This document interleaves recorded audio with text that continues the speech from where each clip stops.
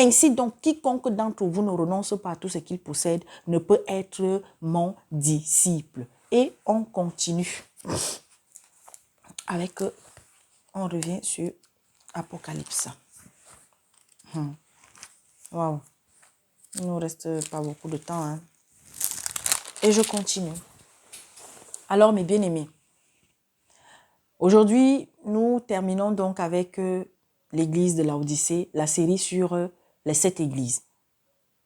Pour ceux qui vont écouter cette vidéo et qui vont se demander, mais ça, on a commencé quand? Allez chercher les anciennes vidéos. Vous allez voir, on avait commencé avec le premier chapitre, le deuxième chapitre, le troisième, et on achève là-dessus. J'ai eu à résumer à qui correspond les 7 églises. À quoi fait référence, à qui fait référence les 7 églises. Le Seigneur te dit ce matin, parce qu'il y a des chrétiens, mes bien-aimés, qui font le minimum vital. Aujourd'hui, il y a beaucoup de chrétiens qui sont en train de se laisser égarer. Le Seigneur à plusieurs reprises nous a prévenus. Est-ce que travailler c'est mauvais? Non. Est-ce qu'avoir des enfants c'est mauvais? Non. Être marié c'est mauvais? Non. Avoir des responsabilités dans la famille, dans la société, c'est pas mauvais. Mais que rien de tout cela ne surpasse l'amour de Dieu dans votre vie. Tu es un employé, tu es une employée, tu es un ouvrier, tu es une ouvrière, tu es un chef d'entreprise, tu es chrétien. Fais la volonté de Dieu, même jusque sur ton lieu de service. Représente Christ par ton comportement, ton attitude. Tu es marié, représente Christ dans ton mariage. Tu vis des tribulations de la part de ton mari ou de ta femme. Ce n'est pas facile. Représente Christ dans les épreuves que tu vis face à cette personne. Demande au Seigneur, parce qu'aussi en ce moment, il y a beaucoup de sœurs, il y a beaucoup de frères qui traversent des tribulations dans leur foyer. Et il y en a aussi, mes bien-aimés. Hier, on évoquait cela pendant qu'on était en intercession. L'Esprit a donné ce sujet puissamment.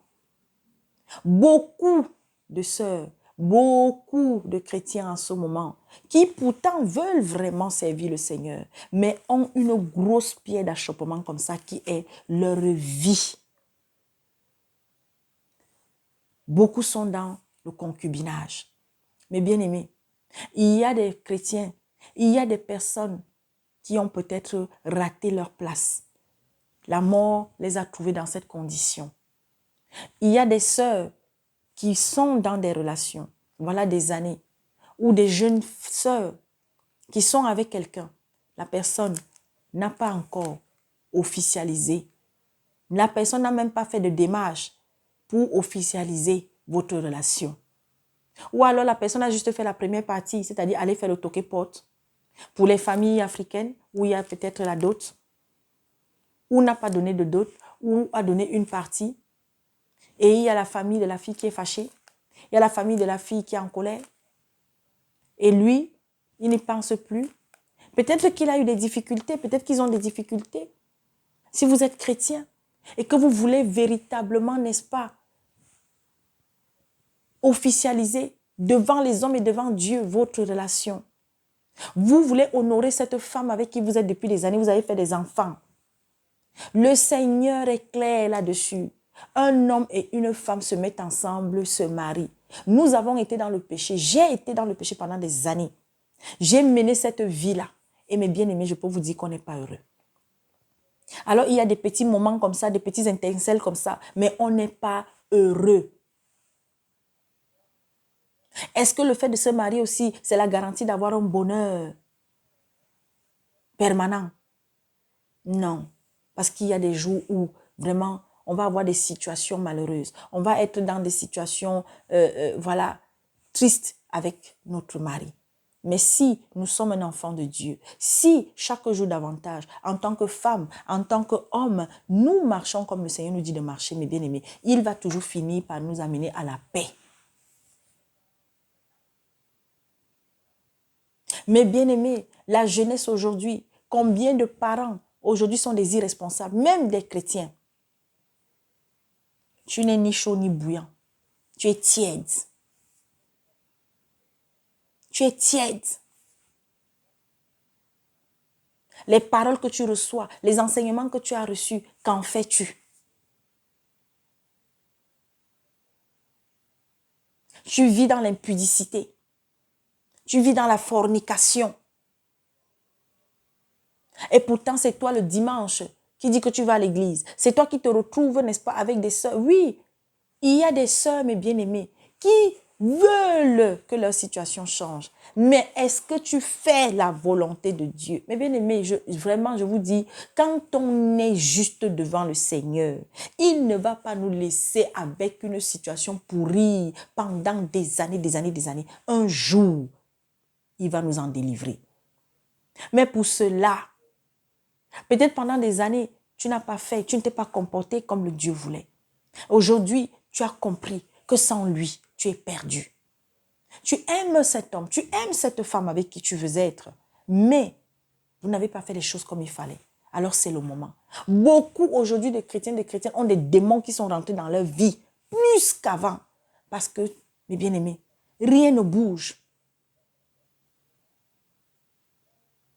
Et à cause de cela, beaucoup risquent d'aller en enfer.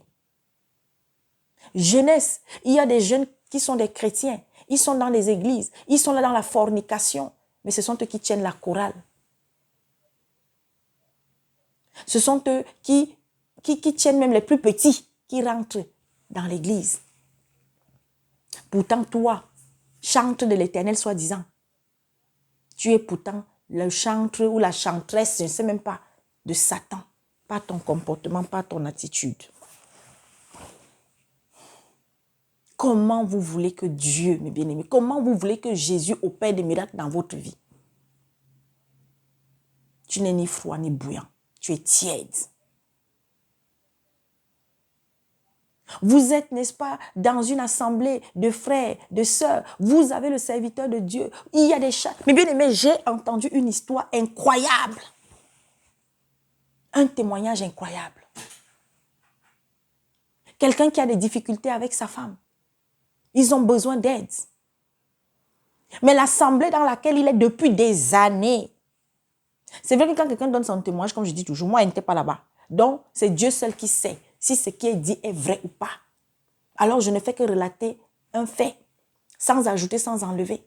Mais si la situation est telle que ça a été décrit, et comme cette situation même existe dans d'autres assemblées, vous avez des frères et des sœurs qui traversent des moments difficiles, mais vous êtes dans une assemblée, une grande soi-disant, avec plusieurs membres. Toi, un frère, toi, une sœur, tu as une situation, tu as besoin d'aide. Non, non, non, non, non, non, non, non. L'argent qui est là, l'argent qui est dans la caisse, c'est pour soutenir les pasteurs. C'est bien. Est-ce que c'est mauvais? C'est pour payer la formation des jeunes, des futurs pasteurs. Eh Seigneur, eh Seigneur. Et entre-temps, dans l'église, il y a peut-être une femme qui, ça fait déjà 2 mois, 3 mois, elle n'arrive pas à payer son loyer. Elle a parlé de ça au pasteur ou bien à celui qui est en charge de recueillir les situations sociales. Oui, il y a des assemblées où, mes bien-aimés, c'est dur. Nous n'avons rien, nous les sentinelles. Mais je peux vous dire, le Seigneur nous a déjà utilisés à plus d'une reprise pour soutenir un serviteur quelque part. Parce qu'il a entre les mains des frères et des sœurs, bon, dont la plupart n'ont pas grand-chose. Et il y en a aussi qui sont dans ces assemblées. Mais bien aimés, les satanistes ont compris le secret. Voilà pourquoi ils ont trouvé toutes les voies et moyens. Leur maître leur a donné toutes les voies et moyens pour amener leurs fidèles à sortir de l'argent. Mais dans les véritables assemblées, là où le Seigneur est, là où il y a de véritables enseignants de la parole, très peu sont soutenus. Très peu sont soutenus financièrement.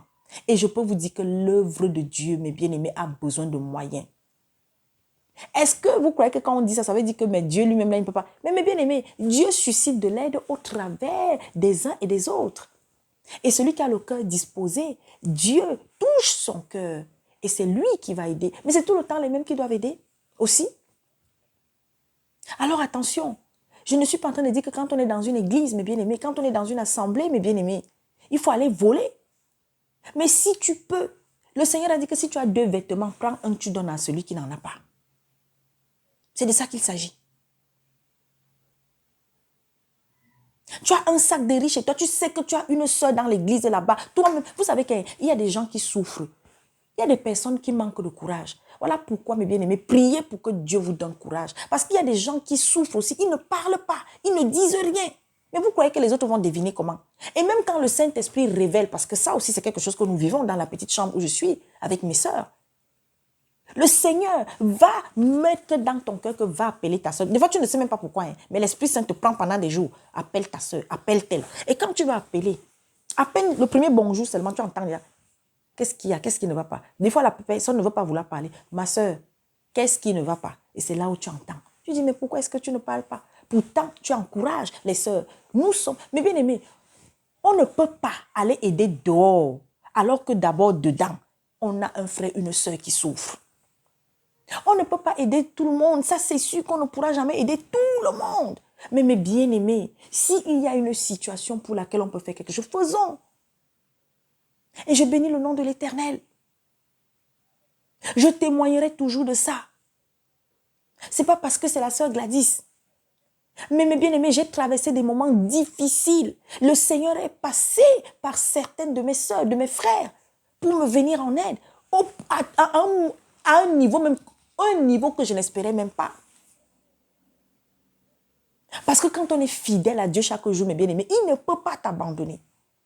Comment se fait-il, mes bien-aimés, que vous êtes dans des assemblées et que toi, peut-être tu n'arrives pas. Et vous voyez les gens tous les dimanches, ou tous les samedis, ou tous les, je ne sais pas les quand, vous les voyez se lèvent pour aller faire des offrandes. Mais quand il y a un problème, un frère, une soeur, il va avoir un enfant dont le parent n'arrive pas à payer sa scolarité. Mais vous êtes dans une assemblée, vous n'aidez pas ces parents-là. Vous avez de jeunes filles. Comment vous voulez que les filles alors sortent du concubinage, sortent, n'est-ce pas, de la fornication? Vous avez dans des... Je parle bien des assemblées où il y a quand même des personnes qui travaillent, des personnes, il y a peut-être des, je ne sais pas moi, des personnes qui ont des revenus. Vous croyez que le Seigneur vous a suscité dans les assemblées là, c'est pourquoi? Vous, quand vous avez de l'argent, ce n'est que pour vous, ce n'est que pour votre famille, ce n'est que pour vous, ce n'est que pour votre famille. Écoutez bien, un véritable serviteur de Dieu ne fait pas la mendicité. Est-ce que vous savez ça?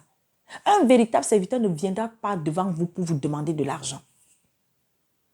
Je dis, mais ceux qui ont la charge de paître le troupeau là, les véritables là, ils me demandent. Vous avez vu Paul, non? D'ailleurs, ils ont un orgueil. Hein. Ils ont un orgueil qui est suscité par Dieu. Mais c'est à nous. Et quand maintenant, ils viennent présenter la situation de quelqu'un, si la situation... Parce que, je dis encore, il y a beaucoup de chrétiens aussi qui ont des situations, ils ne disent rien. Mais si la situation est remontée au serviteur de Dieu, et que le serviteur de Dieu maintenant parle de ça,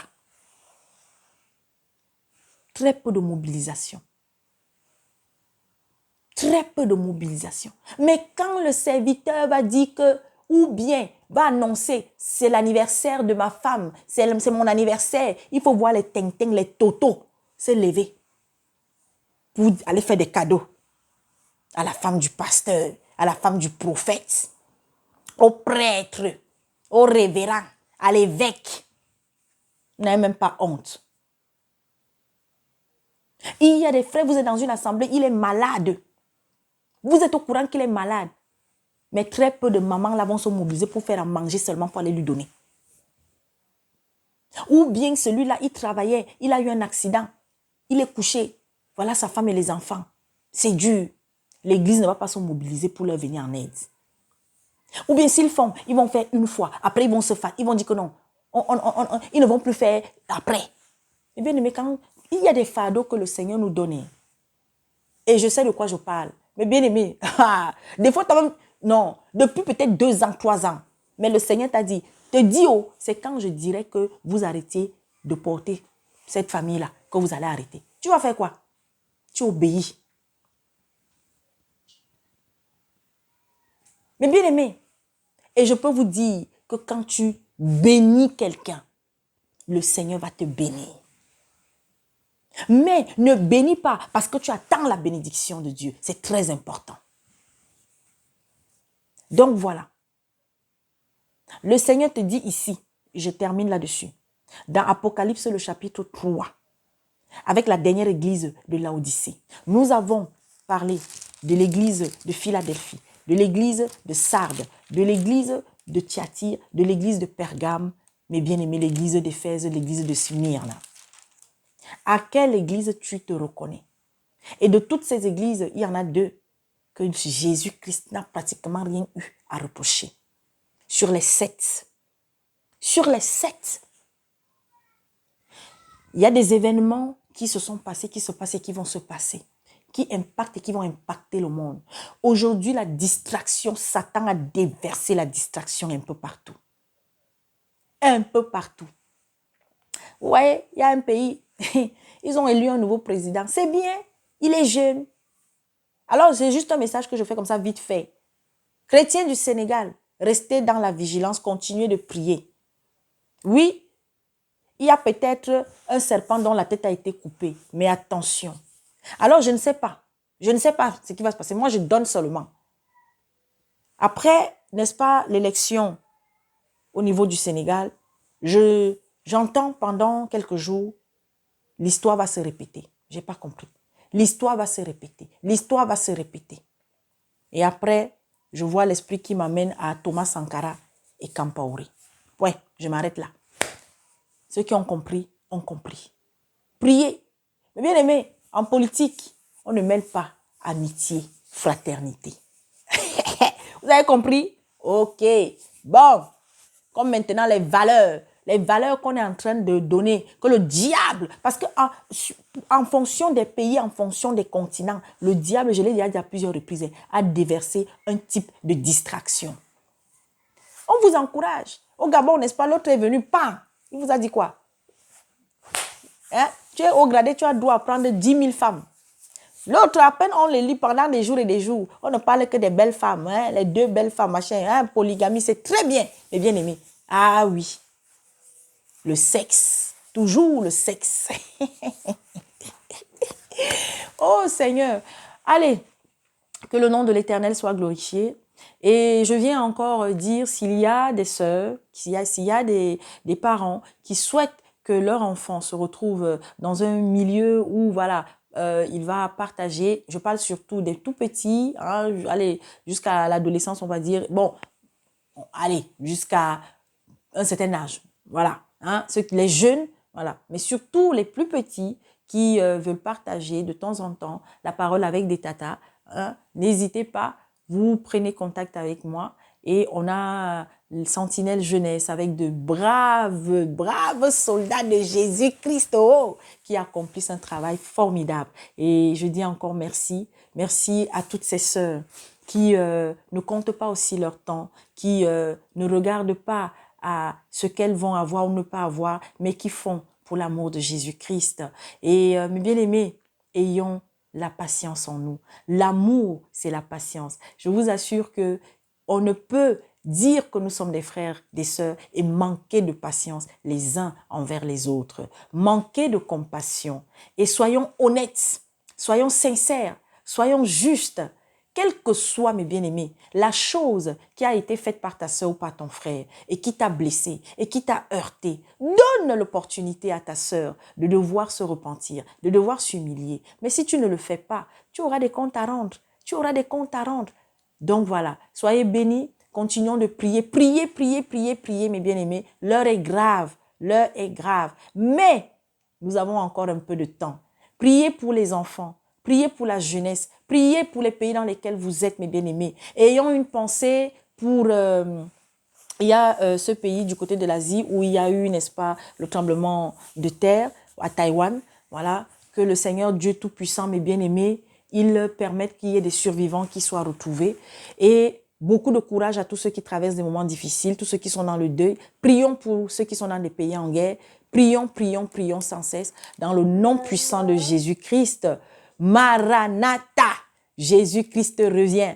Et si vous voulez, n'est-ce pas, des renseignements par rapport au culte du dimanche qui se tient du côté de Vérité Biblique avec notre frère Olivier, n'hésitez pas. Continuez de soutenir les serviteurs, continuez de prier pour nos frères Armando, les William, devenez résonnants, William Songolo, nos bien-aimés Évangélisation des Nations, nos bien-aimés devenez résonnants, mes bien-aimés, nos bien-aimés de partout, notre frère Apollos du côté du Gabon. Prions sans cesse, voilà. Prions mon frère Enoch du côté du Gabon. Prions, mes bien-aimés, pour tous ceux et toutes celles. Mon frère Théophile, oh Seigneur, que le Seigneur te bénisse. Bénis encore, Seigneur du Tout-Puissant, les sentinelles de l'Éternel. Seigneur, Papa, veille sur tous ceux et toutes celles qui étaient mes compagnons, mes compagnes d'hier, quel que soit le lieu où il ou elle se trouve, Seigneur, Papa, veille sur eux, veille sur elles. Père éternel, mon Dieu, mon roi, Papa, il y a encore des choses à faire. Tu as dit dans ta parole, la moisson est grande, mais il y a peu de moissonneurs, et c'est la vérité. Il y a peu de moissonneurs. Alors, soyons ensemble, mes bien-aimés. Je me tais parce que le patron s'est réveillé, donc, allez, à très, très, très bientôt, mes bien-aimés. Ah oui, ok, bon, l'esprit me pousse. Hein. Alors, nous avons des serviteurs qui ont besoin de Bible. Voilà. Et nous faisons le maximum que nous pouvons. Mais voilà, si vous souhaitez aussi apporter votre soutien, n'hésitez pas, voilà, n'hésitez pas à apporter votre part, à accompagner aussi les sentinelles dans toutes les actions qu'elles portent. Nous avons aussi, n'est-ce pas, des orphelins, nous avons des enfants que nous sommes en train également de soutenir, que nous devons encore soutenir et tout. Mais bien aimé, l'Éternel Dieu Tout-Puissant, il est merveilleux. En tout cas, si ce que ton voisin a faim, mon frère, ma soeur, si tu as même un bol de riz, divise le bol de riz là en deux et va donner à ton voisin. Ah Seigneur, si tu vois quelqu'un qui est presque nu et que tu as des vêtements, trop de vêtements, partage. Au nom puissant de Jésus-Christ, on est ensemble. Amen.